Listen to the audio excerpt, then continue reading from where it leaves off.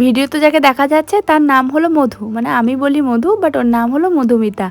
বহু যুগ পর ওর সঙ্গে দেখা হলো। ও আমার খুব কাছের একটা বান্ধবী, সেই কলেজ লাইফ থেকে ওর সঙ্গে আমার ফ্রেন্ডশিপ। আগে তাও প্রায় মাঝে মাঝে দেখা হতো, বাট এখন তো একদমই দেখা হয় না। অনেক বছর আগে ওর কাছে আমি লাস্ট ছিলাম, তখন ও বসিরহাটে থাকতো। আর যেহেতু আমার এই মিষ্টি বান্ধবীটা ভেজিটেরিয়ান, তাই ও নিজের হাতে আমার জন্য অনেক সুন্দর করে ভেজ মোমো বানাচ্ছে।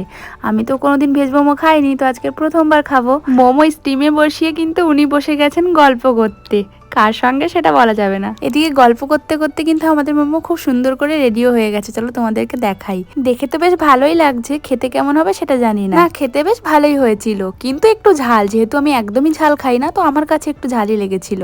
যেহেতু পদ্মফুল খুব ভালোবাসে, তো অনেকদিন পর দেখা হচ্ছে বলে ওর জন্য একটা এনেছিলাম, যেটা এখন আমার রাধা মাধবের চরণে গেছে। পরের দিন ঘুম থেকে উঠে দেখলাম ও সুন্দর করে কাঁচকলার কোপ্তা বানিয়ে রেখেছে, যেটা কিন্তু খেতে ফাটাফাটি ছিল।